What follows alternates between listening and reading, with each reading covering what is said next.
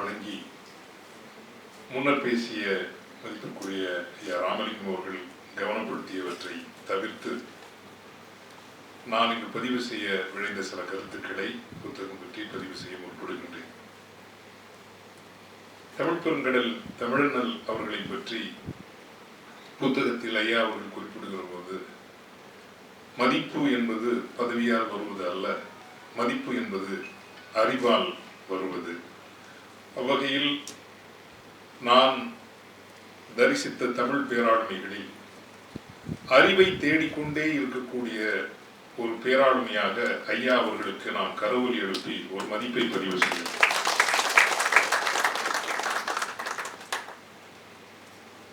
நிறைவு கடைசி 19வது அத்தியாயத்திலிருந்து அவரை நான் ஆழமாக தரிசிக்க முயற்சி செய்தேன். அவருக்கு இந்த புத்தகத்தின் ஊடே இருக்கக்கூடிய ஒரு மன வருத்தம் என்னவென்றால், தமிழ் சமூகம் தன்னை கட்சி மாறுகிறவன் என்று புரிந்து கொண்டு விட்டதோ என்கின்ற ஒரு வருத்தம் அவருக்கு இருக்கிறது. அது அவ்வப்போது அவரையும் அறியாமல் வெளிப்படுகிறது. அதற்கு அவரே பதில் சொல்லி இருக்கிறார், நான் கட்சிகள் மாறி இருக்கலாம், ஆனால் ஒருபோதும் கொண்ட கொள்கைகளையும் கோட்பாடுகளையும் மாற்றியவன் அல்ல. அதுதான் உங்களினுடைய அடிநாதம் ஐயா. ஆனால் ஒரு நாளும் நீங்க கட்சிகள் மாறிவிட்டேனே என்று நீங்கள் கவலைப்படக்கூடாது. அப்படியே உங்களுக்கு கவலை இருந்தாலும் கூட எப்படி நீங்கள் உங்களையே ஆறுதல் படுத்திக் கொள்ள வேண்டும் என்றால், அவருடைய மெய்யியல் கோட்பாடாக அவர் குறிப்பிடுவது லா ஆஃப் கர்மா. அதை அவர் ரொம்ப நம்புறார், ரொம்ப ஆழமாக அவர் நம்புகிறார். அவருடைய ஆளுமையின் தனிச்சிறப்பு ஐயா ராமலிங்கம் அவர்கள் சுட்டிக்காட்டியதை போல வள்ளலாரை தரிசிக்கிறார், வள்ளலாருடைய பற்றாளர் ஆகிவிடுகிறார், புலால் உணவை விட்டுவிடுகிறார், அந்த வழிமுறையை ஏற்றுக்கொள்கிறார். காந்தியை தரிசிக்கிறார், காந்தியினுடைய பற்றாளராக மாறிவிடுகின்றார். காமராஜரை சந்திக்கிறார், காமராஜரின் பக்தராகவே மாறிவிடுகின்றார். அதைவிட முக்கியமாக இன்னொரு பக்கம் அவருடைய ஆளுமையை வரையறை செய்வதே அவருடைய அறிவு தேடல் தான். ஓஷோ ஆசிரமத்திற்கு சென்று ஒரு வாரம் தங்கியிருக்கிறார். அறிவு தேடல், அறிவு தேடல் என்றால் தேடல் தேடல் தேடல், ஒரு தேசாந்திரி போல தேடல். ஜிட்டு கிருஷ்ணமூர்த்தி அவர்களை சென்று சந்திக்கிறார், அவருடைய உரைகளை கேட்கிறார். அதைவிட முக்கியமாக ஜெர்மானிய கோட்பாட்டாளர் தத்துவ மேதை இமானுவேல் கான்ட்டினுடைய கருத்துக்களையும் அவருடைய எழுத்துக்களையும் அவ்வளவு தீவிரமாக, Emmanuel can't very difficult philosophers to understand. Actually அதை தீவிர தத்துவ வேட்கை கொண்டவர்களால் தான் அதை தரிசிக்க முடியும் இமானுவேல் கான்ட் எல்லாம். இப்போ இந்த ரெண்டையும் நீங்க பொருத்தி பாருங்க. லா ஆஃப் கர்மாவை நம்புறாரு இல்லைங்களா? இமானுவேல் கான்ட்டையும் வள்ளலாரையும் இப்படி பெரிய ஜெட்டு கிருஷ்ணமூர்த்தியையும் தேடுகிற ஒருவர் அண்ணா திராவிட முன்னேற்ற கழகத்திலும் இப்படியெல்லாம் போய் சேராருன்னா அப்படியே லா ஆஃப் கர்மான்னு எடுத்துக்கலாம் இல்லைங்களா? அவ்வளோதான், வேற ஒன்றும் நீங்க வருத்தப்பட வேண்டிய எந்த அவசியமும் இல்லை. ஏதாவது நீங்கள் இந்த பிறவியில் நீங்கள் ஏதேனும் தவறுகள் செய்திருந்தால் அந்த தவறுகளுக்கு ஒரு சின்ன ஒரு தண்டனை இருக்கணும் இல்லைங்களா? அப்படி நம்ம எடுத்துக்கலாம்னு நினைக்கிறோம். ஒன்றும் தப்பு இல்லை. ஆனால் நீங்க என்னைக்குமே நீங்க கட்சிகள் மாறியதற்காக நீங்கள் வருத்தப்படக்கூடாது. காரணம், நீங்கள் கொள்கை கோட்பாடுகள். ஏனென்றால் இவரை போன்றவர்கள் அந்த புத்தகத்துல நான் பார்க்கிறது, அவருடைய காமராஜர் மீது கொண்ட ஆதர்சத்தால் அவர் வருகிறார். ஆனால் அடிப்படையில் அவரை பார்த்தீங்கன்னா, இந்த நீதியின் பால் பசி தாகம் என்று பைபிள் அவர் சொல்லுவார், அதுவும் அவர் பயன்படுத்தியிருக்கார். நீதியின் பால் பசி தாகம் உடையோர் பேறு பெற்றோர், the quest for righteousness. Balambal என்கிற பெண்ணுக்கான நீதியை தேடுகின்ற அந்த போராட்டம் என்பது to stand by the truth and to deny the obvious is a crime and sin என்கின்ற ஒரு நிலைப்பாடு. இது எனக்கு தெரியும். இப்போ எனக்கு கூட ஈழத்தமிழ் பிரச்சனையில் நான் கடந்து வந்தவன் என்கின்ற காரணத்தினால் அது என்ன அவர் சொல்ல வர்றாருங்கிறது எங்களுக்கு புரியும். நீங்கள் ஒன்றை உண்மை என்று காண்கிற போது அதை கண்டும் காணாதது போல் நீங்கள் விலகி செல்லலாம். அதுவும் ஒரு அயோக்கியத்தனம் மட்டுமல்ல, குற்றச்செயல். அது ஒரு பாவச் செயல் என்றுதான் நான் கருதுவேன். அந்த இடத்துல நீங்கள் அவரால் அந்த நீதியின் மீதான உண்மையின் மீதான வேட்கையை அவர் ஒரு பற்றுறுதியாகவும் வாழ்வினுடைய ஒரு அறமாகவும் அவர் எடுத்துக்கொள்கிறார். அதனால் அவரால் உண்மை பேசாமல் இருக்க முடியாது. சபாநாயகர் பதவி வரவில்லை என்பதோ அல்லது ஏனைய பதவிகள் வரவில்லை என்பதோ, ஏன் அப்படின்னு கேட்டா அவர் இந்த புத்தகத்தில் ஒரு சில ஆளுமைகளை மிகவும் பரிவோடும் கொஞ்சம் ரொம்ப ஜெனரஸா அவர் கையாளுறார். அதுல வலம்புரி ஜான் அவர்களும் ஒரு ஆளுமை, அவரை பரிவோடும் வாஞ்சியோடும் கையாளுகிறார். வலம்புரி ஜான் ஒரு இடத்துல அவர் எழுதுவார், எனக்கு ரொம்ப பிடிச்ச ஒரு எழுத்தாளர்னு வச்சுக்கோங்களேன். அவர் பட்டாள படைவரிசைகள் அத்தனையும் அணிவகுத்து நின்று கட்டளையிட்டாலும் ஒரு பூ பூக்காது, அது பூக்க வேண்டிய நேரத்தில் தான் பூக்கும். நீங்கள் கேட்டு பாராட்ட வேண்டும் என்பதற்காக எந்த குயிலும் பாடுவது இல்லை, அவைகளால் பாடாமல் இருக்க முடியாது, பாடுகின்றன. அப்படித்தான் ஐயா கருப்பையா அவர்களும் உண்மையும் நியாயமும் என்று பட்டால் அவரால் பேசாமல் இருக்க முடியாது, அதற்கு சாட்சியமாக நிற்காமல் இருக்க முடியாது. அப்படி ஒரு ஆளுமை தமிழுக்கு கிடைத்தது பெருமைதானே இல்லையா? நாமாவது அதை கொண்டாட வேண்டாம். அதனால் தான் இந்த அரங்கு ஒரு மதிப்பிற்குரிய அரங்காகவும் இருக்கிறது. பெரிய வேலை செய்திருக்கிறீர்கள். ஆனால் பத்ரி அவர்களை சொன்னது போல என்னை பொறுத்த நான் புத்தகம் முழுவதும் படித்து விட்டேன். நானும் ஒரு சிறிய ஒழுக்கமாக வைத்திருப்பது, இந்த புத்தக வெளியீட்டிற்கு அழைத்தார்கள் என்றால் முழு புத்தகத்தையும் படிக்காமல் செல்லக்கூடாது என்கின்ற ஒரு சிறிய ஒழுக்கத்தை நான் வைத்திருக்கின்ற காரணத்தினால், அது கருதி நேரம் இருந்ததால் என்று அல்ல, இந்த விழாவுக்கு வருவதற்கு முன்னால் படித்து முடித்து விட வேண்டும் என்று நான் அதை படித்தேன். அப்போ அவருடைய அந்த பயணம், அதில் இருக்கக்கூடிய அடர்த்தியை பார்க்கின்ற பொழுது அவருடைய வாழ்வில் சந்தித்த அனுபவங்களில் 5% கூட அவர் எழுதவில்லை என்றுதான் நான் சொல்வேன். உண்மையில் இன்னும் எழுதுவதற்கு நிறைய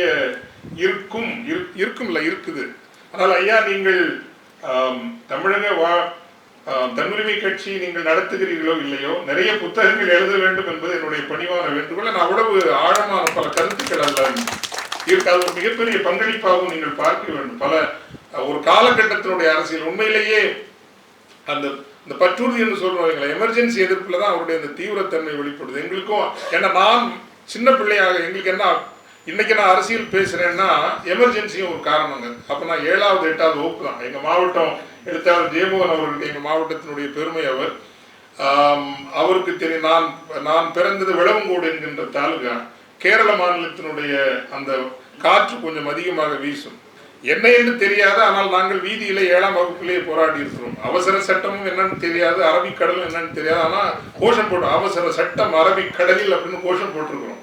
தெரியாது. அதே மாதிரி எங்களுக்கு இந்திரா காந்தியும் தெரியாது, சின்னன்னா தெரியாது, இந்திரா என்ற ஒரு பசுவும் வேண்டாம், சஞ்சய் என்ற ஒரு கன்றும் வேண்டாம் அப்படின்னு நல்லா நாங்கள் கோஷம் போட்டு வந்தவங்களுக்கு அந்த எமர்ஜென்சி காலத்தினுடைய தரிசனங்கள் இதெல்லாம் இந்த புத்தகத்துல படிச்சப்போ ரொம்ப ரொம்ப மகிழ்ச்சியாகவும் ரொம்ப நமது வாழ்வு பயணம் ஒரு தொடர்ச்சி அதில் இருக்குது அப்படிங்கிறத பார்க்க முடிஞ்சுது. அதுபோல் அவருடைய மனைவியை ரொம்ப பரிவோடு அதில் அவர் பதிவு செய்கிறாரு, வாஞ்சியோடு பதிவு செய்கிறார். இப்படி நிறைய விஷயங்கள் கட்டாயம் நீங்கள் படிக்கணும். ஆனால் ஒரு 2 விஷயங்களை மட்டும், ஏன்னா அவர் தமிழுக்கு முக்கியமானவர், இனிமேல் தான் அவருடைய இன்னொன்றுக்காகவும் நம்ம கரவொலி எழுப்பி அவர் பதிவு. எனக்கு தெரிய 19 நாட்கள் எந்தவித ஒரு பொய்யும் அல்லது ஒரு என்ன சொல்றது இல்லாமல் 19 நாட்கள் உண்ணா நோன்பு இருந்து உடல் நலத்தையும் காத்து கொண்ட ஒரே ஆளுமே ஐயா அவர்களாகத்தான் இருக்க முடியும். இறைவனுக்கு நன்றி. ஏன்னா அவ்வளவு லேசான விஷயம் இல்ல, அது பெரிய விஷயம். இது ரொம்ப சொல்லப்பட வேண்டிய விஷயம். ஏன்னா ஐயா அவர்களை பற்றி 19 நாட்கள் ஒரு ஊரினுடைய குடிநீர் தேவைக்காக அவர் உண்ணாவிரதம் இருந்தவர். இருந்தும் அவருடைய வாழ்வு கட்டுக்கோப்பாக இருக்கலாம், உடல் கெட்டு போகவில்லை என்பது அவருடைய it's also statement about is personal discipline and லைஃபாக தான் இருக்கணும்னு நான் நினைக்கிறேன். அதுவும் முக்கியமாக சொல்லப்பட வேண்டியது. அதிக நேரம் எடுத்துக்கொள்ளாமல் ஒரு விஷயங்களை நான் ஐயாவுக்கு இது சொல்றதுல நான் கட்டாயம் சொல்லி ஆகணும். ஏனென்றால் வாழ்கின்ற ஒரு பல வாயால் அரங்குகளில் சொல்ல முடியாதபடி பலர் இருக்கிறார்கள். ஆனால் சொல்லுகின்ற வாய்ப்பும் பெற்றவன் நான் என்கின்ற வகையால் ஈழத்தமிழ் பிரச்சனைகளை பற்றி ஓரளவுக்கு கருத்து சொல்லக்கூடிய தார்மீகம் எனக்கு உண்டு. அதனுடைய பல்வேறு பரிமாணங்களையும் பல்வேறு நிகழ்வுகளையும் அணுகியும் அருகிருந்தும் பார்க்கக்கூடிய ஒரு வாய்ப்பு பெற்றவன் என்கின்ற வகையில் ஐயா பழ நெடுமாறன் அவர்கள் மீது எனக்கு அளவற்ற மரியாதை உண்டு. அவர் நேர்மையானவர், அவருடைய அப்பொழுக்கற்ற வாழ்க்கை இதிலெல்லாம் எனக்கு ரொம்ப ஒரு மதிப்பு உண்டு. ஆனால் துவாரகா அவர்கள் உயிரோடு இருக்கிறார்கள் என்பது வீரமரணம் அடைந்த ஒரு பிள்ளைக்கு செய்யப்படுகின்ற ஒரு அவமரியாதை என்பது என்னுடைய பணிவான தாழ்மையான கருத்து. களமாடி உட்டி சுட்டான் பகுதியிலே பெரும் காயமடைந்து ஒரு சூழலில் அது வீரமரணம் அடைந்த ஒரு பிள்ளை.